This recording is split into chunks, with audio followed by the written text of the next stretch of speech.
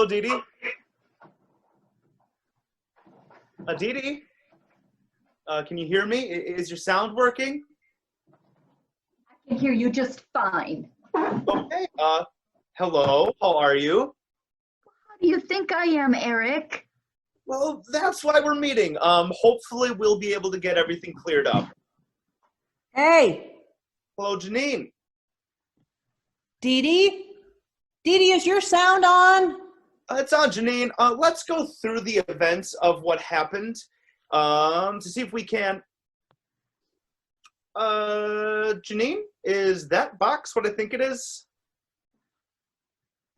Oh, I don't know. I found it out on the stoop. It just noticed it today when I took the trash out. I think it went through the thunderstorm we had a few days ago. I can't tell who it's from. The right size. I know I didn't give them your address, but maybe there was a mistake at the post office or something. If you let Father's ashes sit outside in bad weather, Janine, I'll...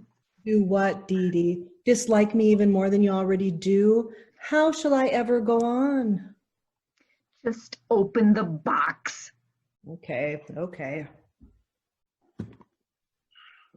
I just want the two of you to know that nothing like this has ever happened at Plotsky and Sons Funeral Home. We don't do the cremating here. We use a service.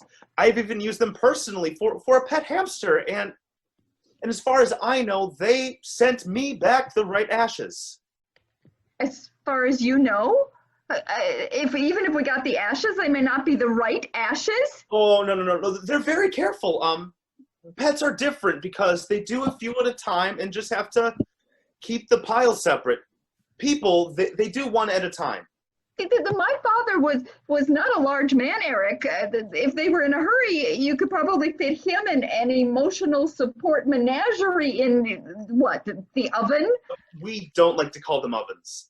Look, we don't know these people. They could have thrown my father's body in a dumpster and sent a vacuum cleaner bag of dirt that's now under some drunk, disgruntled postal worker's porch. I can assure you, Dee Dee, they have procedures they have to follow, state regulations. Is it supposed to look like packing peanuts? Well, the ashes should be in a plastic bag. Father's ashes are in a baggie? It's a dry, high-quality Ziploc. Well, here it is. Oh, what's wrong with Father? It must have gotten wet. Well, what do I do? Well, here's what I suggest. You could put it in your oven. You didn't like that term. Well, in this case, I literally mean an oven. Put it on a low temperature. It could take a few hours, but it should get all the moisture out of it and make your father all ash-y again. Cool. I can warm up some leftover pizza with it. Well, then take it out of the bag first and use a baking sheet, Janine. I apologize for it not getting sent to you, Dee Dee. And Janine, make sure you send it to me when Father is dry. Why should I do that? He liked me better. He liked me better. And that's what we said we would do. I'm going to put Father in an eco-friendly urn that I'll bury in my front yard, and it'll grow into a mighty oak tree.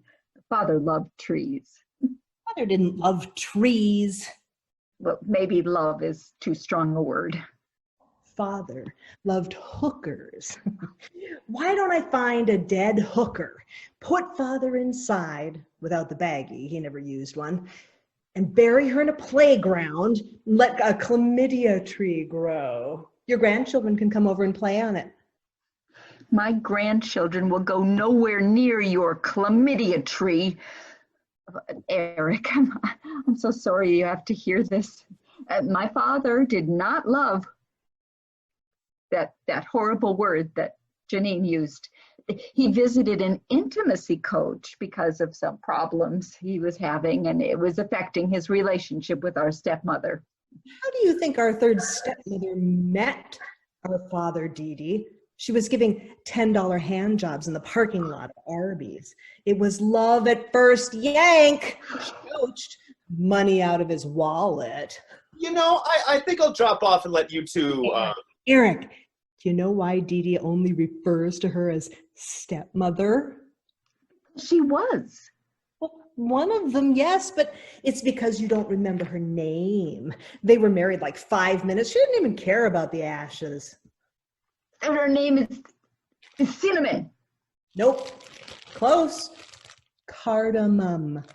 Her name is Cardamom. Well, I thought she smelled nice at the funeral. I couldn't even come up with a good intimacy coach name. Oh, stop eating father. Oh, you disgusting cannibal. No, it's not father.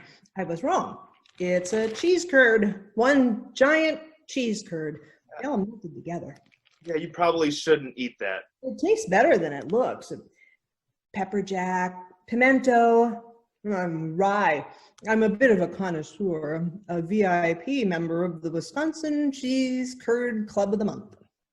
I hope you get sick and die. Yeah, well, don't let Eric cremate me if I do. I told you, we don't do it ourselves. You know what? I'm going to try and get them. Just hang on. This isn't what I wanted.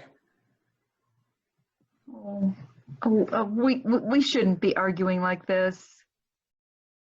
I meant the cheese curd. I don't like rye. It's in my preferences. Then stop eating it. Stop judging me. If we find the ashes, I still want them.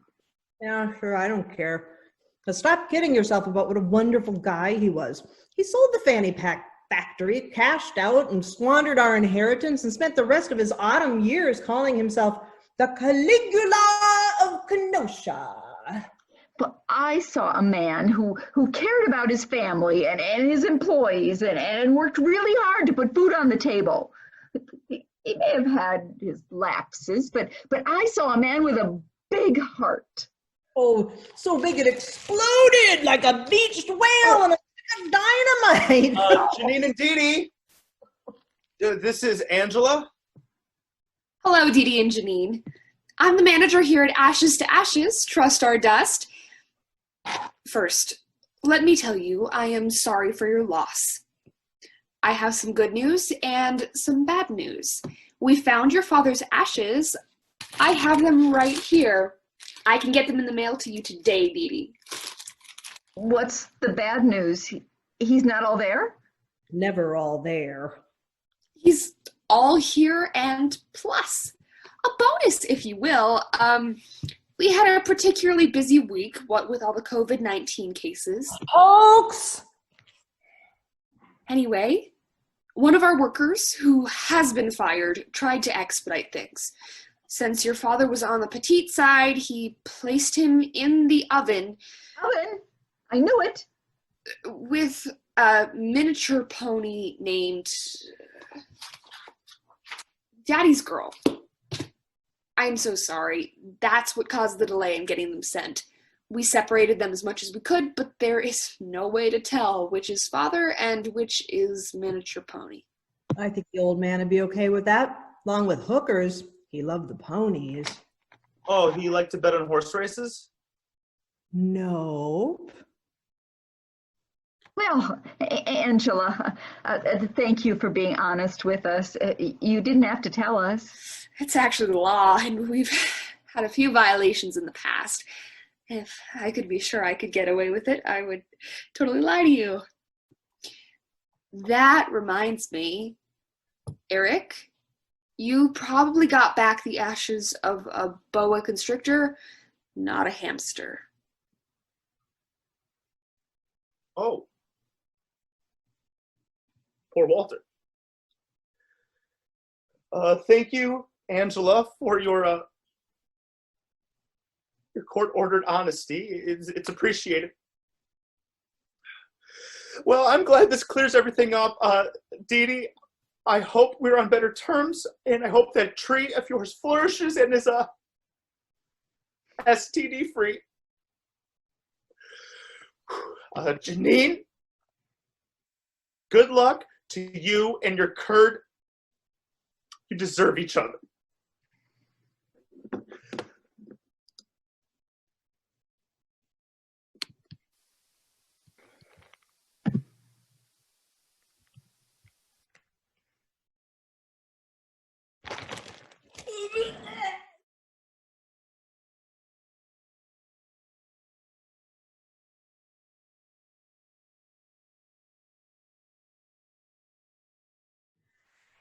Tuffet by Andy Marchant.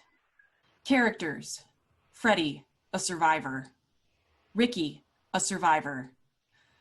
Time, some time from now.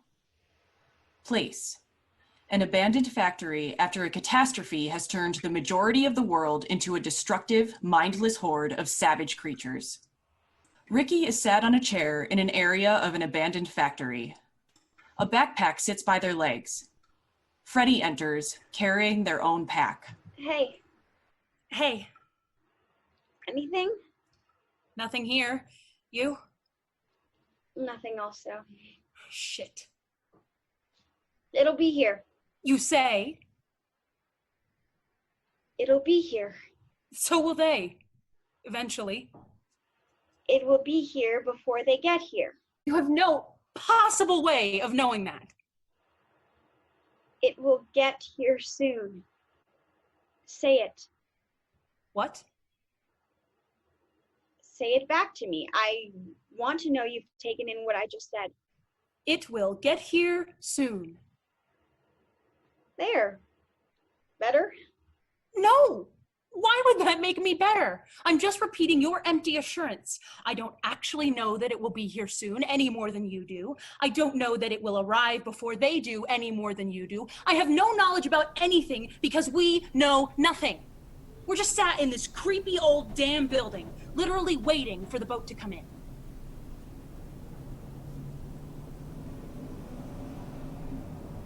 Well, I don't know what else to say.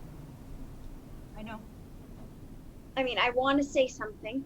It's not necessary. To keep you from going, mad. Ooh, it's a bit late for that. I went mad some time ago, along with the rest of the damn world. Once we get to the Haven, it'll be better. It'll be different. It'll be a new kind of madness, I'm sure. It'll be safer. Marginally. Less chance of being eaten. God, are we really at that stage? Is that really where we are?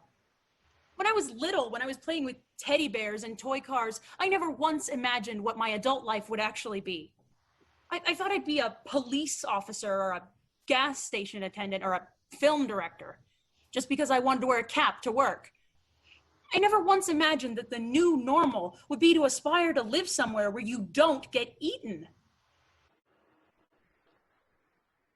A gas station attendant? Yes. Or a cop? Or a film director? Yes. Because you'd get to wear a hat? Cap. Oh, a cap. I was 4. I liked wearing a cap. That's cute. Shut up. I thought being a garbage man would be cool. Garbage person. Or a postal worker. That way I'd get my job done by like 7 and then I could relax for the rest of the day. What lofty dreams we both had. Gotta aspire to something. And now we sit like Little Miss Muffet. I don't get the reference. It's a nursery rhyme. I don't know any nursery rhymes. Which explains why you... Wait, any nursery rhymes? My parents preferred to play me music, like cool music. Like? The Who, Beatles, stuff from the 70s and all. Val Dunican. Jesus, I'm not sure how to feel about that. That might be even more monstrous than the Horde.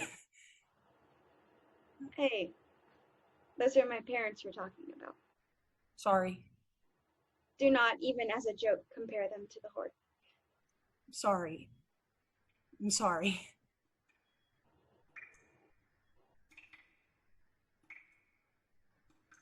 So how does it go? Let me think. I'm trying to remember. Little Miss Muffet sat on a tuffet eating her curds and whey. Along came a spider and sat down beside her and frightened Miss Muffet away. Wow. I think I was better off with Val Dunican. What was that? What does that even mean? What's the point of reciting that to kids when it makes no sense to grown-ups? I don't know, it's just a rhyme. What the hell's a tuffet? Something you sit on. What's whey? It goes with curds. What are curds? Oh, come on, you've heard of curds. Cheese curds, those little cheesy, squeaky, cheesy things. Christ, maybe we deserve to be wiped out. All right, enough of that. You know, I don't like that kind of talk. I've said it already. The point is, I'm fed up of just sitting here. What else do you want to do? Move on? What if the boat arrives after we leave? What if we leave and immediately run into the horde? At least we're a little more secure. This rundown old factory, the windows are missing, the doors are off their hinges. It's about as secure as an egg in a tumble dryer. It's better than out there, surely. Probably. So are we agreed? Reluctantly. We wait here. Fine. We keep doing sweeps. Yes. We wait for the boat that will take us to the haven, and we watch for the horde. Yes. Okay. We stick to that, and we should survive this. Huh. I want to hear you say this. No! I'm not repeating everything you bloody say. I've taken it in. It doesn't reassure me, but I've taken it in, all right? You're frustrated. You're a genius. I get that you're frustrated, but please try to stay positive. Positive? It's counterproductive to be so otherwise. I know it's hard. I know this is hell. I know we've both lost so much. So many people to this. If you know, then why can't you let me just have this? Be angry, be sad, or dismissive, or maybe that's what keeps me calm, rather than this bloody mantra of it's all going to be okay. Do you really think it helps? Really? It helps me? Well, it doesn't fucking help me. Oh, now we get to it. Now we get to the point. What do you want? What do you need? Because it's obviously more important than my needs. It is actually. If it were up to you, we'd be dead. Eaten by the horde, or infected by the horde, or starved to death at the top of some building we've been trapped in by the horde. If it were up to you and your negative attitude, we'd never even heard of Haven, or got in contact with them, or found out about the boat. If it were up to you, we'd just lie down and let the train run over you. You're damn right I would. I'm done, Freddie. I've got nothing to live for. You're the only person I have left in the world, and I met you 5 fucking days ago. I've lost all my friends, all my family. I've seen them eaten. I've seen them become monsters. I even killed some of them. Shit! How can you expect me to even think about going on? Moving to some commune with a bunch of stragglers. We'd be waiting for the end to come there just as much as we are here. Wherever we go, there, here, somewhere up the road, we're still just sat around waiting for the world to hit us.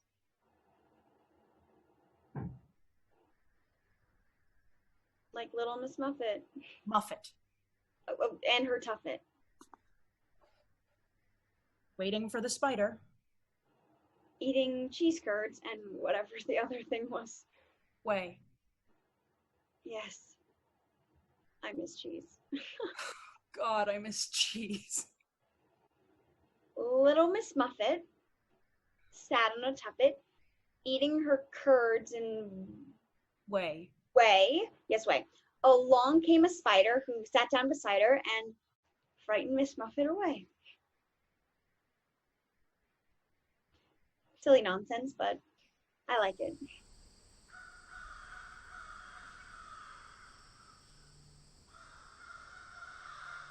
I'm sorry.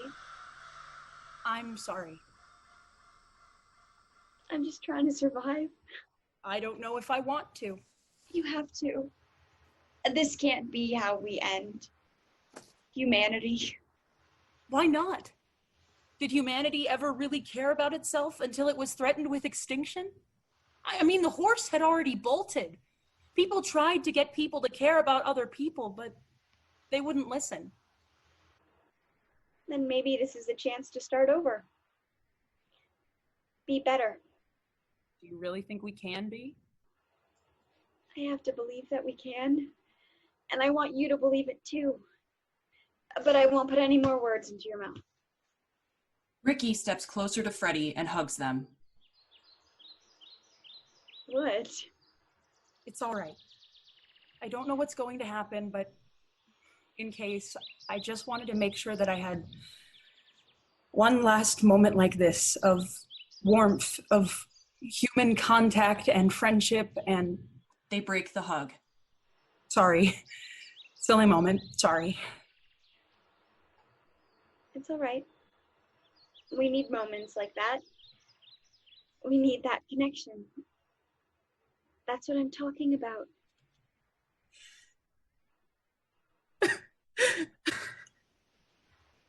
It's all right. Stop saying that. Please stop saying that, or I might believe you. A bell rings off. Hear that? I heard. Wait here. I'll check. They leave for around 10 to 20 seconds, then return. I told you it's here. Let's move, let's go. What's wrong? I think I saw. Shit. How many? Just one or two shamblers. Then we have time. Where there's one, there could be others. We won't get a better chance than this, Ricky. It's worth the risk. Ricky doesn't move. Will you come?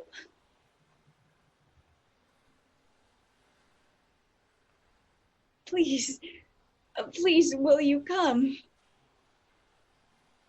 How long do you think it hurts for? No. Please. Ricky and Freddie stare at each other. Freddie gives Ricky another hug. Freddie leaves. Ricky is alone. They take out a photo of happier times. They sit for a while. The bells from the boat ring louder, snapping them out of their moment of solitude. They wipe their eyes, weighing up their decision. They race after Freddie. The end.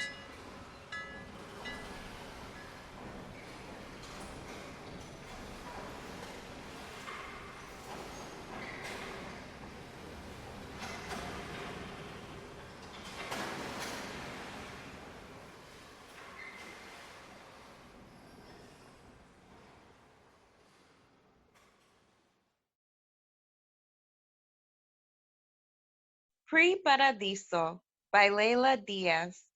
Time: early afternoon, late May, a week after freshman year of college has ended. Place: a bench in a city park, preferably Washington Square Park. I want Cheesecake Factory. I think it closed down. Did I ask Dante? Let's reopen it. Reopen an entire restaurant so you can have a $12 slice of cheesecake? Caramel cheesecake. Ah, yes. What a grievous oversight. Open the factory. Yeah, a closed factory is how an opioid crisis starts. I don't even know how to respond to that, Ceci. I hope I get reincarnated as a snail. Snails don't have to make sense. Just gotta be slow and ugly cute and look for berries. That's you now. You think I'm ugly? Wait, no, not the ugly part. Yeah, you're the only ugly part here. Wow. You should reincarnate as the berries. I always thought of myself more as acorns. How about pine cones? All right. Do snails and pine cones go together? We'll make it work. You really be talking like an indie song. Is wanting to lie in the forest and make friends with foxes so bad? I want to get reincarnated as a subway rat. We get it. You're a punk. What gave it away? I would like to decompose. Can I join? I wonder what archaeologists would find our skeletons and wonder what fucking teenagers just decided to lie down and die. They'd think we were girls. Oh, yeah. Well, that got depressing. Why did that thought come into your brain? No reason. The kid named after a philosopher said something for no reason? I call BS. I named myself Dante because I'm pretentious, not smart. All the more reason. That's the philosopher's job description. Well, then I'll get philosophical. Oh no. Okay, not philosophical. I just want to talk. Chatterbox. Are you a third grade teacher? Let me initiate discussion. Did you come out at school? Oh, yeah. Closets are claustrophobic. How'd it go? I mean, fine. Coming out in college was worse than high school. How? High school, everyone just kind of took me at my word. College made such a big deal out of it. I had a professor email me an apology after she accidentally called me she one class. It's a nice gesture. It is. It just makes me feel like a specimen. Like there's scientists formally apologizing to their coworkers after mislabeling a test mouse. I don't like mice testing. Because you're a rat? Exactly. That's why you like those gross White Castle things. Cheese curds are good and they should bring them back. Oh, and college kids love to call me Latinx. But you are. Yeah, but it's not a Spanish word. Just call me Latin. Don't make up some English nonsense. It's just an excuse to call Latin culture backwards or not progressive. You've put a lot of thought into this. I thought I was the philosopher. You don't agree? I do. Did you come out? Unfortunately. Now I'm the designated trans mascot. Whoa, wait. Trans mascot. Good effort. What happened? A seminar class turned into 2.5 hours of talking about pronouns and surgery and sex, with everyone expecting me to be the deciding factor.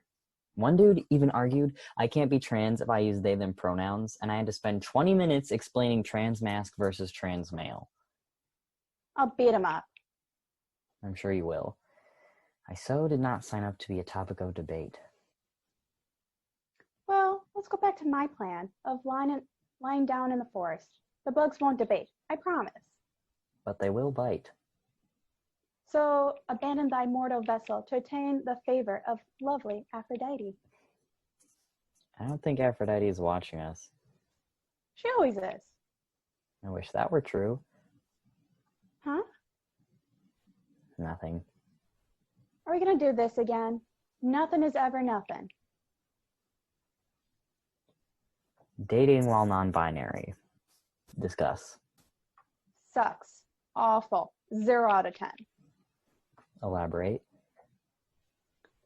Too many gold star lesbians and insecure straight guys who either won't touch me with a 10-foot pole or try to convince me into being a girl for them. I had a boy say he appreciates I'm feminine for him, and in that moment, I understood Lorena Bobbitt. I don't know. I'm always upfront and people are still mad. Like I've somehow tricked them. It's not my fault they expect me to change. I'm getting a lot of angry sassy today. I miss them. I didn't. Your turn to discuss. I have only been flirted with by lesbians who think I'm just butch. Gay guys just go on long rants about how absolutely disgusting they think the female bodies are. Straight girls pull out the old, I'm not transphobic, but... And don't get me started about the girl who was cute until she wouldn't stop dead-naming me. I have to convince everyone that I'm me. This is not what I wanted. What I wouldn't give to be the vaguely masculine, androgynous Ruby Rose type. I thought you liked being feminine. Yes, but it's not like I have a choice. With this round face and these hips, Yeah, I didn't think about that. let's make friends with the hummingbirds and train them to attack transphobes. I'm surprised you haven't already. Working on it. First, I want to train bees to be support animals. Hard to be sad with a little yellow friend. True, but I'd rather have you. You don't sting. Not yet. I think I'd be very, very cute as a boy. Yes, you would. So you think I'm cute? That was a trap. I'm an evil genius. You're cute too. Thanks, Ceci. Dante, you know you go to school with a bunch of assholes, right? So do I. Just say the word and we can leave the city like it's a coming of age movie and come back with bad haircuts and a stolen pickup truck. We've earned it. Yeah, Dante takes Ceci's hand. I suppose we've earned being happy. Dumb Dante. Yeah. Wax philosophical for me. Well, my pretentious-ass namesake, Dante Alighieri, thinks that the center of the universe, the reason for all things, is love. Is that why you picked it? I suppose I wanted a little more love in my life. Can I? Yes. Ceci kisses Dante. They pull back, take in what just happened, and both begin to laugh. Yeah, like that. So can our indie movie start now? I suppose it can. The end.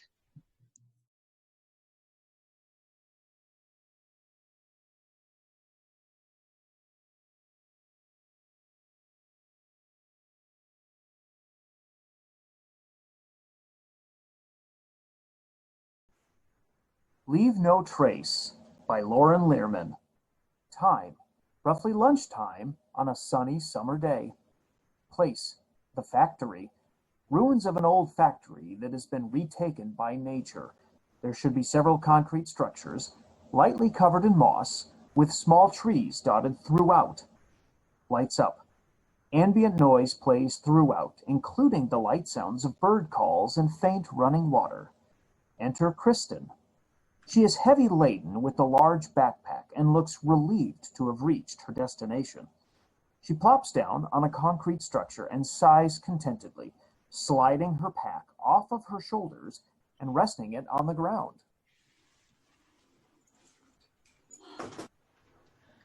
We're here! Speak for yourself. You're leaving me in the dust. Kristen looks around, observing the surroundings. She notices the remains of a small forest animal, a rabbit perhaps, downstage right. She is visibly disgusted by it.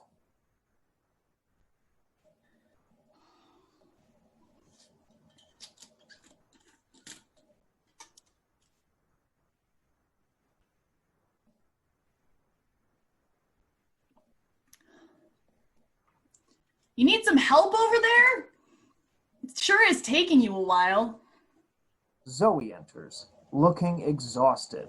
Her pack is even bigger than Kristen's. Forgive me, Your Highness, for being tired after 7 days of hiking. She throws her pack on the ground and sits on the closest concrete structure to where they entered. You know how much harder it is to keep pace after sleeping on the hard ground night after night? I don't think my back will ever recover. Well, it's amazing how this place hasn't changed a bit in 5 years. I don't know. Things are sure going worse for that guy. Kristen gestures to the remains. Gross. And that's not funny. You're right. It's not funny. It's the circle of life. Wow. Thank you for that, Rafiki. That's exactly what I needed to hear today. Oh, lighten up. This trip is supposed to be fun. Remember all the fun we had on this trek last time? And this time is going far better. No poison ivy, no snakes. Don't you dare bring up snakes. It was so long ago. I can't believe you're not over it yet. You try stepping on a hog nose in sandals. It's not something you just get over. It was traumatic. But I told you not to hike in sandals that day. That's all on you, bud. And honestly, you really think stepping on that poor snake in hiking boots would have been any less traumatic? It didn't even bite you. You jumped so high it didn't even have a chance. You learned a lot on that trip, my friend. Okay, that's fair. I learned about proper hiking attire, paying attention to my surroundings, and the fact that you will never let me live anything down. Seems like ages ago. It was ages ago. Face it, you wasted so many good hikes tromping around in cheap sandals. What would you have done without me? Stayed home, ate bonbons, bonded with my couch. Think of all the blisters I could have avoided. Speaking of, Zoe methodically removes her hiking boots and socks, only to toss them haphazardly on the ground. Gross! Put your socks back on! You reek of backcountry sweat. if we're resting, I'm soaking my feet. The water's cold and it's hot. I'm entitled to a little luxury. Zoe places her feet over the nearby structure into what appears to be a trough filled with flowing water. I feel sorry for all those forest creatures that have to drink your sweaty feet water. Just think, Fernando will have some company. Fernando? Who the hell is Fernando? Kristen gestures to the remains. How quickly you forget my friend. Fernando, my dear furry friend, taken much too soon. You named the dead whatever that is? You really are something. You love my quirks. Now, as appetizing as your feet are, what's for lunch? Lunch? Yeah, that meal that comes midday between breakfast and supper. I know it's not the most important meal of the day, but how rude of you to forget it. I didn't forget. I'm just not hungry. You? Not hungry? What, is it Fernando's fault? Or are your foot fumes finally getting to you? You know, you being on my case about it isn't helping. Can you just drop it? Sure. There is a long pause. Kristen rises and walks closer to the remains. She examines Fernando from a close distance for some time, before retreating to sit on the ground by her pack. You know what sounds really great right now? Cheese curds. Cheese curds? On a 90-degree day after 5 hours of intense physical exertion? Yeah, that sounds like a treat. Let me just find the nearest cheese curd tree and pick a few. When did you get so cynical? And so averse to the little luxuries in life? Right around the same time I went lactose intolerant. Life's a blast, isn't it? So if not cheese curds, then what are you eating? I already told you I'm not hungry. Well, if you're not going to eat something, then I think it's time to keep moving. I know you don't want to spend another night away from civilization. Your feet are not the only ripe thing about you, and it's only going to get worse the longer you stay unshowered. Lace up your boots. Let's finish this. Kristen looks to Zoe, who avoids eye contact. Kristen starts to rise. Okay, fine. You're right. I'll eat. Kristen settles back down.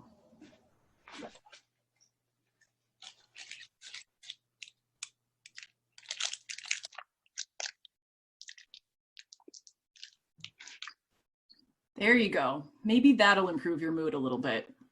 I'm not hangry, thanks. I'm just fine. You've been in this mood the entire trip, and it's only getting worse. Apparently my humor isn't as helpful as it used to be. You know why? Well, yeah, but it's a stupid reason. You're on your favorite hike, you're in your favorite spot on that hike, and you're in the best shape of your life. The positives far outweigh the negative. Well, the negative is pretty damn huge.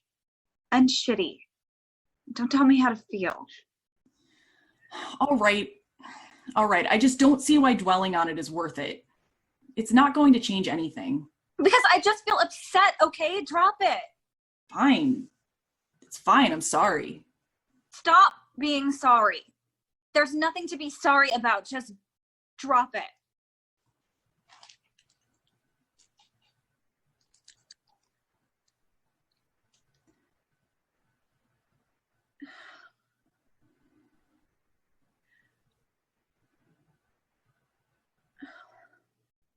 Hey, how's your sister?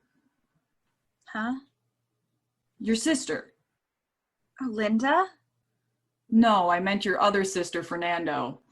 Philip, will you stop talking about that damn pile of bones? You're the one who forgot your own sister's name. Plus, Fernando and I are bonded now. I didn't forget her name. I didn't realize you remembered who she was. She's been fine. Still living in Chicago. Her kids are great. I still don't care for her wife, but I guess that's not my issue. I'm not the one who has to like her. Well, that's good. I guess not for her wife, though. I would not want to be disliked by you. And the way you talk, it makes it seem like you'd be quite comfortable with it.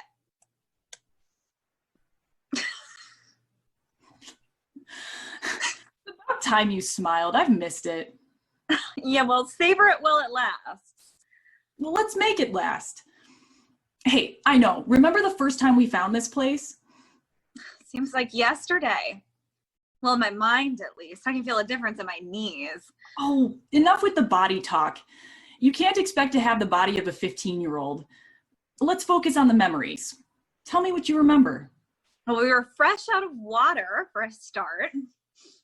Yeah, seems an awful shame now you'd taint the water supply now when there could be troubled youths in need.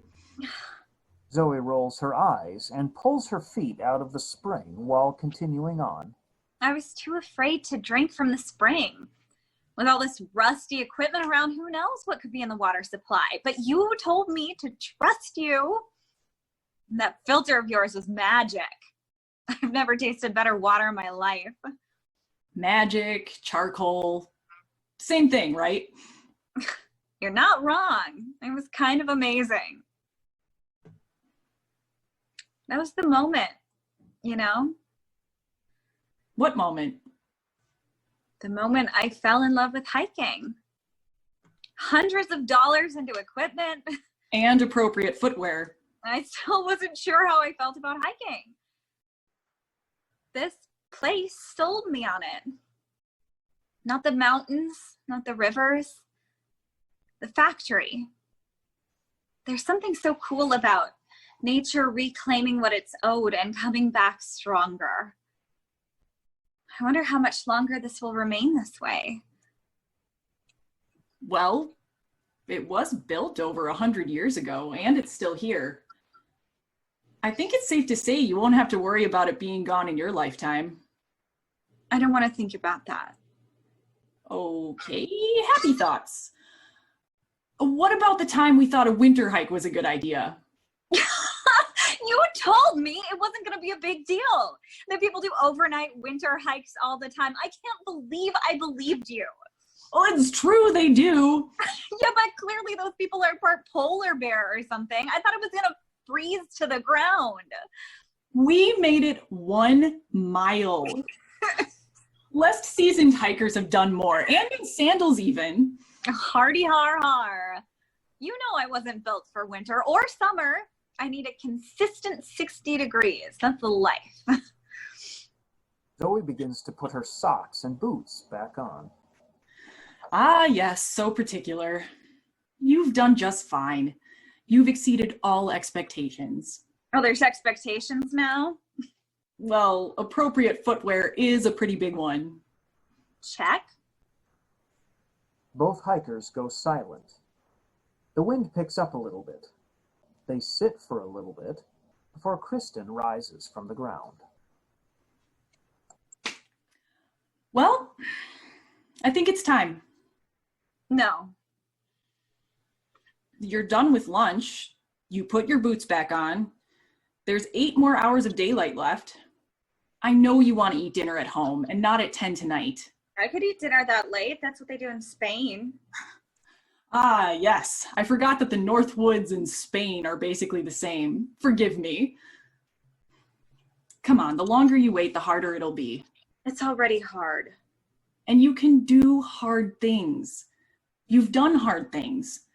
Hell, you've hiked this trail with me 9 times already. That is not for the faint of heart. Yeah, but never like this. Oh, so you're creakier and whinier. Who cares? Get it done.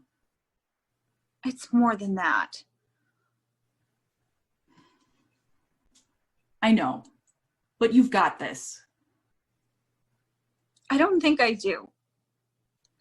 No, I know I don't. I don't have this. I can't have this. This isn't fair. This isn't okay. My dear friend, I love you, but it's time. I'm going on. Hurry up. Kristen slings her pack onto her shoulders and exits. No, don't go. You can't. I'm not ready. You can't leave me. You can't. Zoe gets up, as if to follow, but collapses onto the forest floor.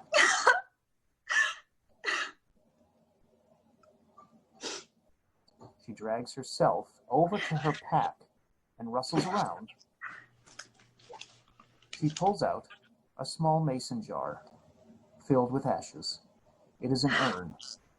She clutches it to her chest. It's not fair. This isn't what I wanted. You were supposed to be here with me. We were supposed to do this together. Not just me and my memories of you. Zoe places the ashes on the ground in front of her. She roots around in the bag for something else. She pulls out an envelope. Please tell me there's something more in here than just instructions. Did you know what it would be like? Who thinks it's a good idea to put something like this in their will? You make the one person you considered family relive all of our experiences and hike a week in the middle of nowhere to dump your ashes all over the place. How is this fair? Zoe rips open the letter and takes it out. She tosses the envelope aside. As she reads the letter, Kristen's voice can be heard, reading it out loud. My dear friend, I know, you're probably mad at me, and for good reason. You never did like hiking alone. But here's the thing, you're not alone. Sure, I might not be there to wisecrack and drive you nuts, but I am with you, both physically and in your heart. Yeah, it's morbid to carry my ashes in a bag with your cooking supplies and your clothing, but if you weren't smart enough to Ziploc bag me, that's on you. If you're reading this, it means you're either a dirty cheater who doesn't follow directions, or you've reached the final sprinkle spot. Ha! Sprinkle spot. What a concept. Anyway, I'm hoping it's the latter.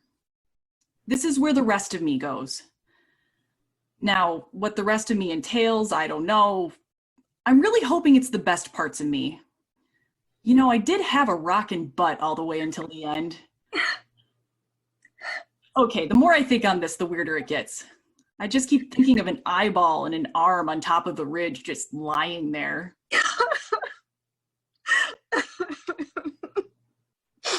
Well, morbidity aside, it's time. Dump me, sprinkle me, whatever you want to call it, then head on home. Go take a good shower, make yourself a hearty meal, Pour a glass of whatever you're craving, then celebrate. Celebrate those wonderful times we had together.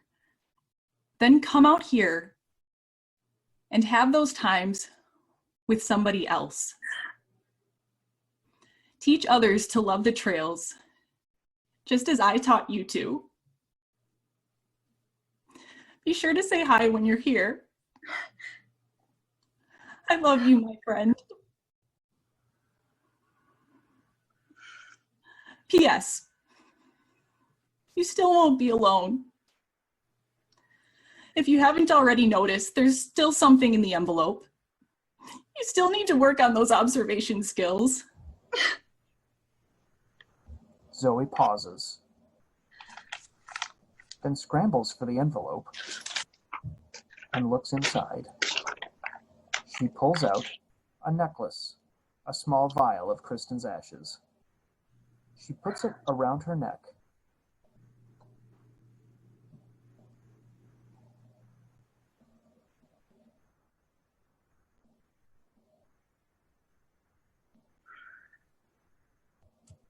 Then stands up, clasping the jar.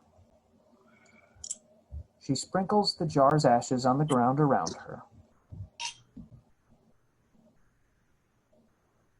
She places the jar on the cement structure, then slings her pack over her shoulders and rushes off.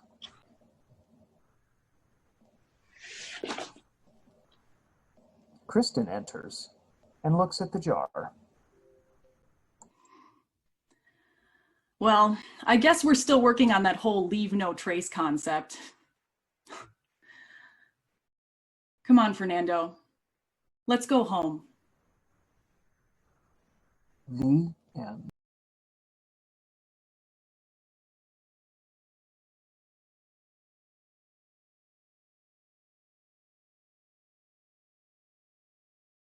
Night of the Living Poutine by Caitlin Cieri. Sheila, an EMT with zero patience for her deadbeat dad.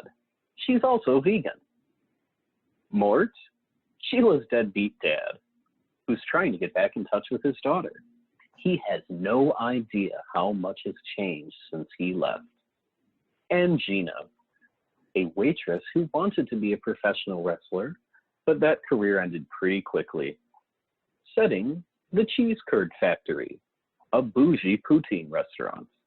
Dinner time on a Saturday night, contemporary. Sheila and Mort are sitting at a table with an order of poutine between them. Dad, I've got to level with you. This isn't what I wanted. What do you mean this isn't what you wanted, Sheila? You finally get back in touch after 15 years, and it's for dinner at the Cheese Curd Factory. I wanted to catch up over dinner. And as soon as I walk in, there's poutine on the table. Poutine. What's wrong with poutine? I'm vegan. Since when are you vegan, Sheila? I just don't like to see dead meat on my plate. Wait, aren't you an EMT? You see dead meat all the time. Aren't you an EMT? You don't know, you have to ask. You used to love meat. You ate it all the time. You used to challenge me to hot dog eating contests and win.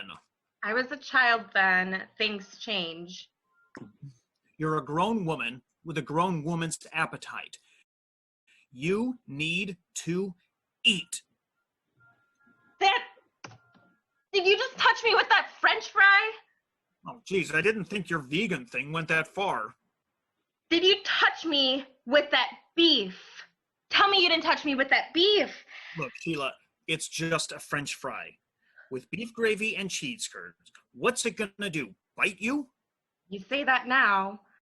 I didn't even poke you with the gravy part. Quack. Quack, quack. Did that French fry just quack? Wait a minute. Why are these French fries quacking? Quack, quack, quack. Quacking? Why are these French fries moving? Waiter! Waiter!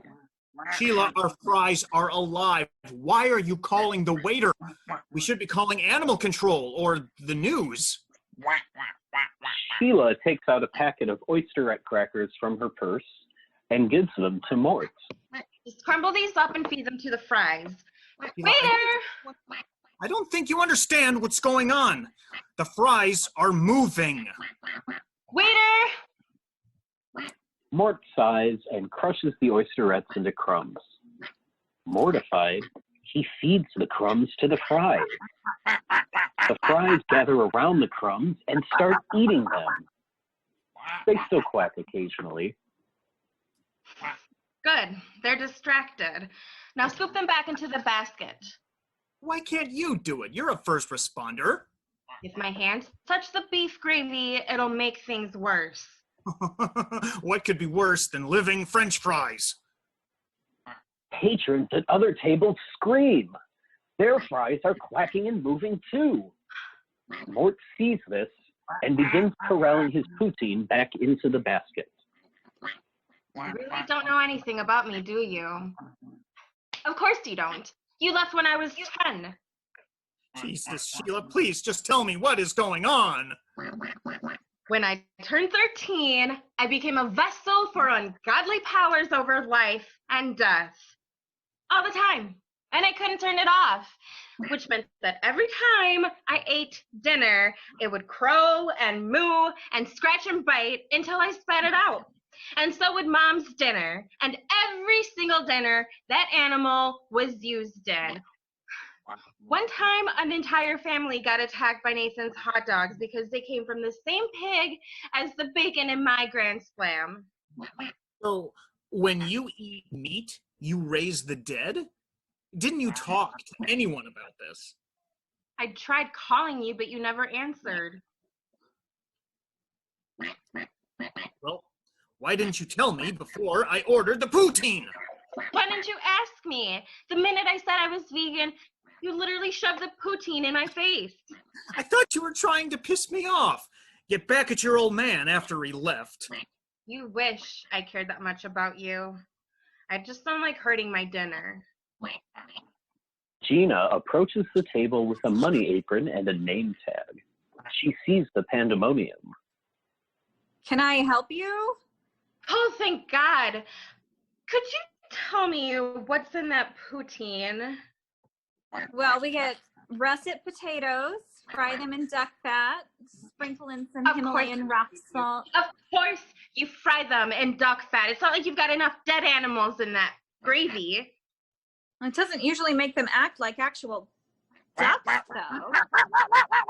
No, it's not your fault. It's just, never mind. A French fry bites Mort's finger. He screams and throws it off. The French fry hits Sheila in the face. Sheila's frozen. Nobody moves. The French fry moves. It touched your hand, didn't it? All the bees in the cheese curd factory stampede. Customers scream and run out, leaving Sheila, Gina, and Mort alone in the restaurant. The duck fat detaches itself from the fries and splashes and quacks on the table. We are so gonna fail our health inspection. Sweetie, what do you usually do when food comes to life? I just let it go into the wilderness, but I've never brought back enough beef to cause a stampede. Well, it's food, right? Why can't I hunt it down and eat it, Neanderthal style? One time, I ate a 3-bean salad with Worcestershire sauce. Sauce tried to swim upstream to spawn in my esophagus. You think a little wiggling in my esophagus is going to stop me, Sheila? I wasn't the McCann speed eater of 2011 for nothing. Mort launches himself onto the French fries. They moo and kick him backwards into Sheila. She catches him and her hand brushes against his leather belt. Oh no. Mort's belt comes back to life and starts mooing and trying to buck Mort off. Mort's body flailing now around the restaurant. Dad, just stay calm. I'll figure it out. I'm an EMT. I'm trained for this. So what's going on here? Every dead thing I touch comes back to life. I was just hoping for some pasta primavera, but Dad wanted poutine. And you can't turn it off? I can't turn it off. It's a long shot, but I think I can help. Grab a fry and tell your old man to take off his belt. In public? Everyone else left as soon as the fries started stampeding. You don't have to tell me twice. Mort fumbles with his belt, which is still trying to buck him off. This isn't the first time I've gotten naked in a restaurant. Do you remember Johnny Tamborelli? He once told me that at Hooters they would give you a free order of wings if you took your top off. The waitress told me I had 1 minute to get my shirt back on or else. Adjust the belt, sir. Please, just the belt. You're a real piece of work, Dad. Sheila starts grabbing for a french fry. Mort throws off his belt and goes after another fry. Gina chases after the belt as it runs around the restaurant, making sure not to bump into Sheila or Mort. You think that's bad? When I was 15, there was this voodoo lady that lived up the street, and my friends and I thought it would be funny if we threw chicken blood on her house, only she opened the door as soon as I threw the blood and it got all on her face. Is that why I can't eat meat? A voodoo curse? You know, she did say that since I played fast and loose with life, my children wouldn't be able to control life either. But I just said, no one can control life, and ran off before she could call the cops. Don't insult voodoo practitioners. It's just common sense. Well, I know that now. Gina dives onto the belt. As soon as she touches it, it stops moving. Belt's dead. How did you do that? Everything I touch dies. It's been that way since I turned 13. How do you bathe? I'm already dead inside. Now toss me a fry. Sheila hands Gina a fry, gripping it tightly so it won't escape. I said toss me a fry. Everything I touch dies. I can't risk touching you. Sheila tossing Gina a fry. Gina catches it, and the fries stop moving. The duck fat still quacks, and Mort now beginning to shout. Damn it, Dad. I told you not to eat those fries. Mort tries to gesture that he's okay, while rapidly losing oxygen. Sheila runs to Mort and starts performing the Heimlich maneuver on him. Don't you die on me, Dad. Mort coughs up the french fries. Gina slams her hand on a quacking puddle of duck fat. The duck fat stops quacking. There. That's the last of them. Dad, are you okay? It wasn't supposed to be like this, Sheila. It wasn't supposed to be rage and daddy issues and food that bit us back. What was it supposed to be then? I was hauling some beef for a food distributor, and I remembered you live around here.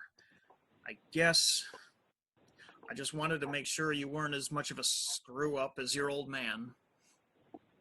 Well, it looks like I'm an even bigger screw-up. I brought everyone's dinner back to life. What are you talking about, Sheila? You saved my life back there. I could have died back there. No, you wouldn't have. I wouldn't have let you. Well, that's the nicest thing I've ever heard. It's just facts, Dad. Can I get you two anything else? Just some pasta primavera or whatever you've got that's vegan. Yeah, make that two. I'll see who's still in the kitchen. Thanks, Gina. Wait a minute. A total long shot here, but was your mom's name Rosie? Rosie Malone? Yeah? And were you born in 93? Yeah. Mort sighs and collapses into his chair. Well, go get something to drink and take a seat. We've got a lot of catching up to do. Sheila stares at Gina and then Mort. The end.